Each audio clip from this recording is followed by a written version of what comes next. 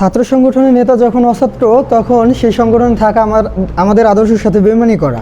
আমি একজন জুলাই যোদ্ধা, তো বৈষম্যের সাথে সবসময় লড়াই করে আসছি। তো আমাদের আরও শক্তির প্রয়োজন, যে কারণে আমরা এনসিপি যখন বৈষম্য বিরোধী ছাত্র আন্দোলন থেকে গড়ে উঠছে, তো সেই সংগঠনের সাথে আমরা থাকলে বৈষম্যের বিরুদ্ধে লড়াই করতে আমাদের সুবিধা হবে। এই কারণে আমরা এই সংগঠনের সাথে এতদিনও ছিলাম। তো আমরা দেখতেছি যে তারা তাদের নেতাকর্মীদের সাথেই বেইমানি করতেছে।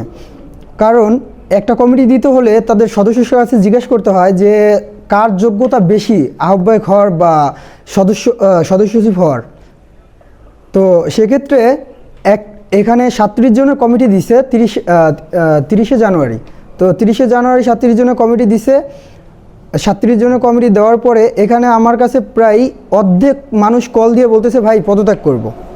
যেখানে আমরা একজনের নেতৃত্বে রাজনীতি করতে আসছি, সেই মানুষটা একটা ছাত্র কমিটির আহ্বায়ক হয়েছে, কিন্তু সেক্ষেত্রে আমরা অনেক বোঝানোর চেষ্টা করছি। কারণ আমি সংগঠক, তো বড় একটা পদ পাইছি, সেক্ষেত্রে আমাদের সদস্যদের বোঝানোর চেষ্টা করছি।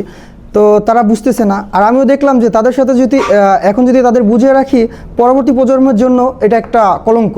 কারণ একটা কমিটি দিতে হলে যদি সদস্যর কাছে জিজ্ঞাসা করে দিতে হবে যে সদস্য কাকে আহ্বায়ক মানবে, সদস্যরা যাকে মাইনা রাজনীতি না করতে পারবে তাদের যদি আহ্বায়ক দেওয়া হয়, তো সেই সংগঠন চলবে কেমনে? মাদারীপুরে এ পর্যন্ত এনসিপির যত অঙ্গ সংগঠন দেওয়া হয়েছে, একটা কমিটিও এখন পর্যন্ত মাদারীপুরে কোনো কার্যক্রম করতে পারে নাই। এনসিপি সহ সকল কমিটি এ পর্যন্ত অনেকবার স্থগিত করা হয়েছে। তারপরও কেন তারা সতর্ক হচ্ছে না? এ কারণে তাদের কোনো আলটিমেটাম না দিয়ে আমরা সরাসরি জাতীয় ছাত্র শক্তির সংগঠক পদ থেকে আমি সহ আরও 15 সদস্য পদত্যাগ করতেছি।